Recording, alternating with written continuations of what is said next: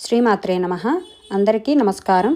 శ్యామలా నవరాత్రులలో రెండవ రోజు అమ్మవారు మనకు వాగ్వాదిని దేవిగా దర్శనమిస్తారు. దేవి వాగ్వాదిని శ్రీ రాజశ్యామల యొక్క ఉపాంగ విద్యలలో ఒకటి. ఆమె విద్యాదేవి అయిన సరస్వతి రూపాలలో ఒకటి. వాగ్వాదిని అన్న పేరు తన ప్రసంగం ద్వారా చర్చిస్తున్నట్లు సూచిస్తుంది. వాగ్వాదిని దేవి వాక్కు దేవతను సూచిస్తుంది కనుక ఆమె జ్ఞానంలో శక్తి మరియు శ్రేష్టతను, మాట్లాడడం మరియు ఇతర నైపుణ్యాలు ఇచ్చే దేవతగా పూజిస్తారు. ఆమె రూపం సరస్వతిని పోలి ఉంటుంది, కానీ ఆమె భాష, పదాలు, ప్రసంగం మరియు సాహిత్యం మొదలైన వాటికి సంబంధించిన దేవతగా తన తత్వాన్ని చూపుతుంది. ప్రాచీన కాలంలో కవులు, మంత్రులు, కళాకారులు, దైత్యవేత్తలు మొదలైన వారు వాగ్వాదిని దేవిని పూజిస్తారు. ఆమె మంత్రం స్వయంగా వాక్చాతుర్యాన్ని సూచిస్తుంది. పురాతన కాలంలో చర్చల సమయంలో కవులు మరియు మేధావులు వాక్చాతుర్యాన్ని పొందటానికి ఆమెను ఆరాధించేవారు. బ్రహ్మ విద్యకు సంబంధించిన మాతంగి విద్యలలో చూసినట్లు వాగ్వాదిని శబ్ద బ్రహ్మస్వరూపం. శబ్దాలు మరియు ఉచ్చారణల యొక్క అంతిమ దివ్యత్వం. ఉచ్చారణ మరియు శబ్దాలు కలిపిన అక్షరాలు ఒక భాషగా తయారీ అయ్యి అది మాట్లాడుకోవటానికి వీలుగా అర్థాలను ఇస్తాయి. అదేవిధంగా శబ్దము యొక్క అంతఃశక్తిని లోతుగా గమనించి ఆవాహన చేసినప్పుడు వారు అద్భుతాలు చేయగలరు. దీనిని మనం మంత్రసాధన అని పిలుస్తాము. ఆధునిక సందర్భంలో ఆలోచనల అభివ్యక్తి అని పిలుస్తాము. శబ్ద బ్రహ్మ విద్య వాక్ సిద్ధి అంటే మాటలో పట్టు యొక్క అధిక ప్రవాహంతో మొదలవుతుంది. మనకు తెలిసినట్లు శబ్దం సృష్టికి బీజం మరియు ఇది అంతులేని విశ్వంలో ఎల్లప్పుడూ ఉంటుంది. ఇలాంటి అద్భుతమైన వాక్చాతుర్యాన్ని ప్రసాదించే వాగ్వాదిని దేవిని ధ్యానించి ఆ దేవి కృపకు పాత్రులమవుదాం. ఎంతో విశిష్టమైన ఈ శ్యామలా నవరాత్రులలో అమ్మవారికి చక్కగా పెరుగు, తేనెను నివేదన చేసి లలితా సహస్రనామంలో అమ్మ నామాన్ని 108 సార్లు చదువుకొని అమ్మ షోడశనామాలు కూడా చదువుకుంటే చాలా మంచిది. శ్రీమాత్రే నమః. ఇప్పుడు మాఘమాస మహత్యం గురించి తెలుసుకుందాం. పులిముఖం గల గంధర్వుని వృత్తాంతము దిలీపునకు వివరించిన తరువాత మాఘమాస మహత్యం గురించి వశిష్ఠుడు తిరిగి ఇట్లా చెప్పుచుండెను. పూర్వకాలమున కుత్సురుడను పేరుగల విప్రుడొకడు ఉండెను. అతడు కర్దమముని యొక్క కుమార్తెను వివాహమాడెను. కొంతకాలమునకు ఆ దంపతులకు ఒక కుమారుడు జన్మించెను. కుమారునికి 5వ ఏడు రాగానే ఉపనయనం చేసెను. ఆ బాలుడు దినదినాభివృద్ధి పొందుచు పెద్దలను గౌరవించడం, విద్యాభ్యాసము పట్ల శ్రద్ధ చూపుట, నీతి నియమాలను పాటించుట, దైవ కార్యములందు భక్తి కలిగి ఉండుట మొదలగు కార్యములను నెరవేర్చుక సకల శాస్త్రములను అభ్యసించెను. ఈ విధంగా కొంతకాలం గడిచెను. ఆ బ్రాహ్మణ బాలునకు యుక్త వయసు వచ్చెను. అతనికి దేశాటనకు పోవలేనని కోరిక కలిగి తీర్థయాత్రలకు బయలుదేరుడు. అనేక పుణ్యక్షేత్రములు దర్శించుచు సిద్ధులను సేవించుచు మాఘమాసం వచ్చినప్పటికీ కావేరీ నది తీరమునకు చేరుకున్నాడు. నా పుణ్యఫలం కొలది ఈ మాఘమాసంలో నాకు కావేరి స్నానయోగం లభించినది. ఇది నా భాగ్యం అని ఆ విప్ర యువకుడును అనుకొని సంతృప్తి చెందెను. మాఘమాసమంతయు ఇచటే ఉండి అధిక ఫలమును సంపాదించేదనని మనమును నిశ్చయించుకొని ఆ ఆశ్రమాన్ని నిర్మించుకొని నిత్యము ఆ నదిలో స్నానము చేయుచు భక్తితో భగవంతుని సేవిస్తూనే అచ్చటనే కాలం గడుపుచుండెను. ఆ విధముగా నదీ తీరమున 3 సంవత్సరములు ఉండి అత్యధిక పుణ్యఫలము సంపాదించెను. ఆ తరువాత అన్ని కోరికలను సంపాదించుటకు ఘోర తపమాచరించవలెనని తలంచి ఆ సమీపము అందక పర్వతముపై తపస్సు చేసుకొని సంకల్పించి తపస్సు చేయ మొదలుపెట్టెను. అట్లు కొంతకాలం నిష్ఠతోనూ నిశ్చల మనస్సుతోనూ తపస్సు చేయుచుండెను. అతని దీక్షకు శ్రీమన్నారాయణుడు సంతోషించి ప్రత్యక్షమయ్యను. ఆ విప్రయువకుడు కన్నులు తెరచి చూచుసరికి శంఖచక్ర గదాధరుడే కోటి సూర్యుల ప్రకాశంతో ఉన్న శ్రీహరి నిండు విగ్రహాన్ని చూశాడు. అమితానందంతో సాష్టాంగ నమస్కారం చేసి చేతులు జోడించి అనేక రీతుల స్తోత్రము చేశాడు. ఈ విధంగా స్తుతించిన ఆ బ్రాహ్మణ యువకుని భక్తిభావమునకు శ్రీహరి సంతసించి అతనిని ఆశీర్వదించి ఇట్లు పలికెను. ఓ విప్రకుమారా, నీవు భక్తి ప్రభావంచే నన్ను ప్రసన్నుని చేసుకుంటివి. అది ఎటులనగా నీవు విడవకుండా అనేక పర్యాయములు మాఘమాసములో నదీ స్నానము చేసి తపస్సాలురుడు కూడా పొందని మాఘమాస పుణ్యఫలమును సంపాదించితివి. అందుచేతనే నీపై నాకు గాఢానురాగము కలిగినది. కాన నీకేమి కావలినో కోరుకొనుము. నీ అభీష్టము నెరవేర్చదనని శ్రీమన్నారాయణుడు పలికెను. శ్రీహరి పలికిన పలుకులకు ఆ బ్రాహ్మణుడు తన్మయుడే, ప్రభు, జగద్రక్షక, సర్వంతర్యామి, ఆపద్బాంధవ నారాయణ, ఆ దివ్య దర్శనం వలన నా జన్మ తరించినది. నిన్ను చూచినది మొదలు నేను ఏ విధమైన సుఖాలు కోరుటకు నా మనస్సు అంగీకరించలేదు. మనుజుడు ఏ మహాభాగ్యము కొరకు జీవితాంతము వరకు దీక్ష వహించునో అట్టి మహద్భాగ్యము నాకిప్పుడు కలుగగా మరొక కోరిక కోరగలనా? నాకు ఇంకేమీ అవసరము లేదు. కానీ మీ దివ్య దర్శనము నాకు ఎటులు కనిపించినదో అటులనే అన్ని వేళలయందు ఈ స్థలమందు భక్తులకు దర్శనమిచ్చుచుండవలను. అది ఏ నా కోరికని ప్రార్థించును. శ్రీహరి ఆ విప్రకుమారుని కోరికను మన్నించి నీ అభీష్టము నెరవేర్చదగాక అని పలికి నాటి నుండి అచటనే ఉండిపోయెను. కొంతకాలమునకు తల్లిదండ్రులను చూచుటకే తన గ్రామమునకు వెళ్ళెను. చాలా దినములకు కుమారుడు వచ్చినని వృద్ధులై ఉన్న తల్లిదండ్రులు మిక్కిలి సంతోషించి కుశల ప్రశ్నలు అడిగిరి. ఆ బ్రాహ్మణ యువకుడు కుత్సురుని కుమారుడు కనుక కౌత్సుడని పిలువబడుచున్నను. అతనిని మృగశృంగుడు అని పేరుతో పిలుచుచుండిరి. అది ఎటులనగా అతడు కావేరీ నది తీరమున ఘోర తపస్సు చేసి ఉన్నాడు కదా. అప్పుడు అతను శిలవలే నిలబడి దీక్షతో తపస్సు చేసుకున్న సమయంలో ఆ ప్రాంతమందు తిరుగాడు మృగములు జంతువులు తమ యొక్క శృంగములచే అతనిని గీకేడివి. అందుచేత అతనికి మృగశృంగుడని పేరు సార్థకమయ్యెను. మృగశృంగునకు యుక్త వయసు వచ్చి ఉండటచే అతనికి వివాహం చేయవలెనని అతని తల్లిదండ్రులు నిశ్చయించిరి. ఈ విషయము మృగశృంగునితో చెప్పిరి. మృగశృంగుడు వారి మాట ఆలకించి ఇట్లు పలికెను. పూజ్యులకు తల్లిదండ్రులారా, నా వివాహ విషయమే మీరు తలపెట్టిన కార్యమే వివరించితిరి.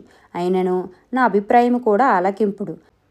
అన్ని ఆశ్రమాల కంటే గృహస్థాశ్రమం మంచిదని దైవజ్ఞులు చెప్పుచుంటిరి. అయినను అందరూ ఆ సుఖమును పొందలేకున్నారు. దానికి కారణమేమనగా ప్రతి పురుషునకు తనకు అనుకూలవతియగు భార్య లభించినప్పుడే గృహస్థాశ్రమం యొక్క ఫలితం సిద్ధించును. దానికి ఉదాహరణగా కార్యేషు దాసి కరణేషు మంత్రి భోజ్యేషు మాత సైనేషు రంభ రూపేచు లక్ష్మి క్షమయాధరిత్రి.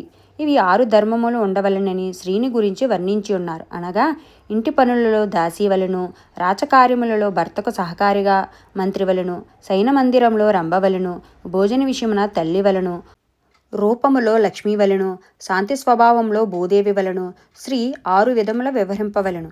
అంతేగాక చతుర్విధ పురుషార్థములే ధర్మము, అర్థము, కామము, మోక్షము అను 4 పురుషార్థములలో మోక్షం ప్రధానమైనది. అటువంటి మోక్షం సాధింపనించిన మిగతా 3ను అనవసరం. ధర్మాన్ని అర్థాన్ని మనుజుడు ఏ విధంగా సాధించునో కామమును కూడా అట్లే సాధించవలేను. ప్రతి మానవుడు వివాహం చేసుకునే ముందు కన్య యొక్క గుణగణములు తెలుసుకొనవలెను. జీవిత సుఖములలో భార్య ప్రధానమైనది కనుక గుణవంతురాలగు భార్యను పొందుట కన్నా మరొక స్వర్గము లేదు. గుణవతియగు పత్నితో కాపురం చేసిన ఆ సంసారం స్వర్గతుల్యముగా ఉండుటయేగాక అట్టి మనుజుడు ధర్మార్థ కామ మోక్షములను అవలీలగా సాధించగలడు. భార్య గయ్యాలి వినయ విధేయతలు లేనిదై ఉన్నచో ఆ భర్త నరకమును బోలిన కష్టములు అనుభవించుచు మరలా నరక కూపమునకే పోగలడు. కనుక పెండ్లి చేసుకున్నట్టుకు ముందు స్త్రీని అనేక విధములుగా పరిశీలించి వివాహమాడవలను. అదెటులా అనగా కన్య ఆరోగ్యవతియే ఏ విధమైన రోగగ్రస్తురాలే ఉండకూడదు. ఎంత అందమైనదైనను మంచి కుటుంబంలోని కన్యయే ఉండవలను. బంధుమర్యాదలు తెలిసి విద్యావంతురాలే దేవాబ్రాహ్మణులను పూజించునిదై అత్తమామల మాటలకు జవదాటనిదై ఉండవలను. ఈ నీతులన్నీ మునుపు అగత్స్య మహాముని చెప్పియున్నారు. కాన అటువంటి గుణవంతురాలగు కన్యనే ఎంచుకొనవలెను. అయినా అదెటులా సాధ్యపడును అని మృగశృంగుడు తల్లిదండ్రులతో తన మనస్సులోనున్న సంశయములను తెలియజేసెను. కుమారుని మాటలకు తండ్రి సంతోషించి మరలా ఇట్లు పలికెను. కుమారా, నీ మాటలు నాకెంతయో సంతోషమును కలిగించినవి. వయసులో చిన్నవాడైనను మంచి నీతులు నేర్చుకున్నావు. నీ అభీష్టం నెరవేరవలయునన్నా ఆ దీనదయాళుడగు శ్రీమన్నారాయణుడే తీర్చగలడు. భగవంతునిపై భారం వేయుము అని పలికెను. ఇంతలో భోగాపురమను నగరంలో సదాచారుడు దైవభక్తుడగు ఒక బ్రాహ్మణోత్తముడు నివసించుచుండెను. అతనికి అందాల భరిణ వంటి ఒక కుమార్తె కలదు. ఆ కన్య పేరు సుశీల. మంచి శీలం గలది, మంచి బుద్ధిమంతురాలు. చిన్నతనం నుండి దైవభక్తి కలదే. ఎల్లప్పుడూ ఏదో ఒక వ్రతమును స్వీకరించుచు పురాణ పటమునందే సదా మనస్సు నిలిపి కాలం గడుపుచు యుక్త వయస్సురాలే పున్నమి చంద్రుని పోలు మోము కలదే ఉండెను. ఆమె గుణములు తెలుసుకొని ఆమె వద్ద అన్ని లక్షణములు ఉండుట వల్ల మృగశృంగుడు సుశీలనే పెండ్లి ఆడదలిచాడు. ఒకనాడు సుశీల తన 2 స్నేహితురాళ్లతో కలిసి కావేరీ నదికి స్నానమునకు బయలుదేరి వెళ్ళినది. ఆ సమయమున ఒక ఏనుగు అడవి నుండి ఘీంకారం పెట్టుచూ వచ్చి స్నానార్థమే వచ్చిన ఆ 3 కన్యలను తరిమిజొచ్చెను. వారు భయపడి ఏదుక్కు కానక ముందు వెనుకలు చూడక పిక్కబలం కొలది పరుగిడిబోవుచుండగా దారిలో గట్టులేని నూతులో పడి ప్రాణములు విడిచిరి. ఆ సంగతి వారి తల్లిదండ్రులకు తెలిసి వచ్చి చూచేసరికి ముగ్గురు చనిపోయి ఉన్నారు. ఆ వార్త మృగశృంగునకు తెలియటచే అతడునూ వచ్చి ఆ ముగ్గురి మృతదేహములను చూశాడు. ఎక్కడా లేని దుఃఖము కలిగింది. వారిని ఎటులైనను బ్రతికించవలయునని సంకల్పించి వారి తల్లిదండ్రులతో తమ బిడ్డల మృతదేహములను కాపాడుచుండునని చెప్పి తాను సమీపమునున్న కావేరీ నదిలో రొమ్ము వరకు దిగి ధ్యానం చేయసాగాను. అంతలో అడవి అంతా గర్జించుకుంటూ తిరిగి ఆ ఏనుగు నీటిలో దిగి తపస్సు చేసుకుంటున్న మృగశృంగుని వద్దకు వచ్చినది. అయినను మృగశృంగుడు చలించలేదు, నిర్భయముగా ధ్యానిస్తూనే ఉన్నాడు. ఏనుగు కూడా మృగశృంగునికి ఎదురుగా నిలబడి దీక్షగా చూడసాగింది. అటులా కొంచెం సేపు నిలబడి తటాలున తన తొండంతో మృగశృంగుని పట్టుకొని తన వీపుపై ఎక్కించుకున్నది. అయినను ఆ బ్రాహ్మణ కుమారుడు భయపడక ఇది అంతయు శుభసూచకమని తలిచినాడు. నీరు మంత్రించి ఏనుగుపై చల్లెను. తన 2 చేతులతో దాని శరీరాన్ని నిమిరాడు. క్షణంలో ఆ ఏనుగు తన రూపం వదిలి ఒక దేవతా రూపంలో నిలబడి తనకు శాప విమోచనం కలిగించిన ఆ మృగశృంగునికి నమస్కరించి దేవలోకమునకు పోయిను. వింటివా దిలీప మహారాజా? మాఘస్నాన ఫలం వలన ఏనుగునకు శాప విమోచనమే ఎట్లు నిజరూపం వచ్చినదో మిగిలిన వృత్తాంతం కూడా శ్రద్ధగా ఆలకింపుడు. ఆ విధంగా ఏనుగునకు శాప విమోచనమైన తరువాత మరల మృగశృంగుడు కావేరీ నదిలో దిగి అకాల మృత్యువు వాతబడిన ఆ ముగ్గురు కన్యలను బ్రతికించు నిమిత్తం యమధర్మరాజును గురించి తపస్సు చేయ ఆరంభించినాడు. నిశ్చల మనస్సుతో తదేక దీక్షతో యమధర్మరాజును గూర్చి ధ్యానించుచుండగా మృగశృంగుని కఠోర దీక్షకు యముడు సంతసించి ప్రత్యక్షమయ్యి, మృగశృంగ, నీ కఠోర దీక్షకు పరోపకార పరాయణతకు నేనెంతయో సంతసించి తిని. నా గురించి ఇంత దీక్షతో ఎవ్వరూ తపమాచరించి ఉండలేదు. నీకేమి కావలినో కోరుకొనుము, నీ అభీష్టం నెరవేర్చెదునని యముడు పలికెను. ఆ పలుకులు విని మృగశృంగుడు కన్నులు తెరిచి చూడగా యముడు తన ఎదుట నిలబడి ఉన్నాడు.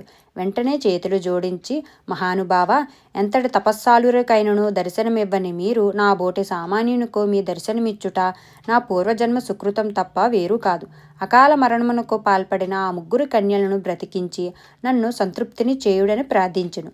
మృగశృంగుని పరోపకార బుద్ధికి దయార్జ హృదయమునకు యముడు సంతోషించి అతని కోరిక ప్రకారము ఆ ముగ్గురు కన్యలకు ప్రాణదానం చేయనించి, మృగశృంగ, నీ భక్తికి మెచ్చితిని, నీ పరోపకార బుద్ధి నన్ను ఆకర్షించింది, నీకు జయముగాక అని యముడు దీవించగా, మహాపురుష, మిమ్ము సంతోషపెట్టుట సామాన్యమైనది కాదు. మిమ్ము స్తోత్రము చేసిన వారికి, స్తోత్రము విన్నవారికి జరామరణములు కలుగవు. అట్టి వారికి అన్ని విధముల శుభములు కలుగునటులా అనుగ్రహింపుమని ప్రార్థించగా, అటులనే నీ కోరిక సఫలమగుగాక అని యమధర్మరాజు దీవించి అదృశ్యుడయ్యను. మృగశృంగుని పట్టుదల చేతను యముని కటాక్షము చేతను ఆ ముగ్గురు కన్యలు నిద్ర నుండి మేల్కొంట లేచి వారు యమలోకమందు చూచిన వింతలు విశేషాలను వారి తల్లిదండ్రులకు తెలియపరిచిరి. యమలోకమందలి జీవులు తమ పాపపుణ్యములను బట్టి శిక్షలను అనుభవించుచున్నారు. ఒక్కొక్క పాపి తాను చేసిన పాపకర్మలకెంతటి శిక్షను అనుభవించుచుండునో ఆ ముగ్గురు కన్యలు తమ తల్లిదండ్రులకు వివరించిరి. ప్రతి పాపిని ఎర్రగా కాల్చిన ఇనుప స్తంభానికి కౌగలింప చేయుదురు, సలసలా కాగిన నూనెలో పడివేయుదురు, విషకీటకములున్న నూతిలో త్రోసివేయుదురు, తల క్రిందులుగా వేలాడగట్టి క్రింద మంట పెట్టుదురు, మరికొన్ని పాపజీవులను శూలాలతో పొడిచి చిత్రహింస పెట్టుదురు అని చెప్పుసరికి వారి తల్లిదండ్రులు భయపడి వణికిపోయారు. అప్పుడు ఆ కన్యలు వారిని ఓదార్చి, మీరు భయపడుకుడు, ఆ నరకబాధ నుండి బయటపడుట ఉపాయం ఒక్కటి ఉన్నది. ప్రతి మానవుడు ఇహమందు సుఖములు అనుభవించి పరమందు ముక్తిని పొందుటకు మాఘమాసమందు నదీ స్నానము చేయుట, తనకు తోచిన దానములు, ధర్మములు, జపతమములు ఇత్యాది పుణ్యకార్యములు చేయుట వలన అంతకు ముందు చేసి ఉన్న పాపములన్నీ పటాపంచలే నశించుటేగాక స్వర్గలోక ప్రాప్తి పొందవచ్చును. కాన మాఘమాస స్నాన ఫలము అంత ప్రసిద్ధమై ఉన్నది. మాఘమాసమందు నదీ స్నానం ఆచరించి నిష్కల్మష హృదయంతో ఆ శ్రీమన్నారాయణ్ణి పూజించి శక్తి కొలది దానము చేసిన 1,000,000 క్రతువులు చేసినంత ఫలితము కలుగును. మాఘమాసమంతయు పురాణ పఠనం చేసినను లేక వినినను శ్రీహరిదయకు పాత్రులగుదురు. కాన మీరు భయపడవలసిన పని లేదు. నరక బాధల నుండి బయటపడుటకు అంతకంటే సులభ మార్గము మరి ఒకటి లేదు అని వారి తల్లిదండ్రులకు వివరించిరి. ఈ విధంగా ఆ ముగ్గురు కన్యలు పునర్జీవితులైన వృత్తాంతమును దిలీపునకు వివరించగా, దిలీపుడు శ్రద్ధగా వినిన తరువాత తనకు కలిగిన సంశయమును గురువర్యులైన వశిష్ఠుల వారితో ఇట్లు పలికెను. పూజ్యులైన ఓ మహర్షి, ఈ భూలోకమునకు యమలోకమునకు దూరమెంత? చనిపోయిన ఆ ముగ్గురు కన్యల ప్రాణములు ఎంత కాలంలో వెళ్ళి వచ్చినవని ప్రశ్నించును. వశిష్ఠుల వారు దీర్ఘముగా ఆలోచించి ఇటుల బదులు చెప్పిరి. ఓ మహారాజా, అందరూ తెలుసుకోదగిన ప్రశ్ననే అడిగితివి. శ్రద్ధగా వినుము. భక్తి మార్గమునకు మించినది మరొకటి లేదు. చనిపోయిన ముగ్గురు కన్యలు పుణ్యవతులు. వారొకసారి మాఘమాసములో స్నానమాచరించి ఉన్నందున వారికి కలిగిన పుణ్యఫలం వలననే మరలా బ్రతకగలిగినారు.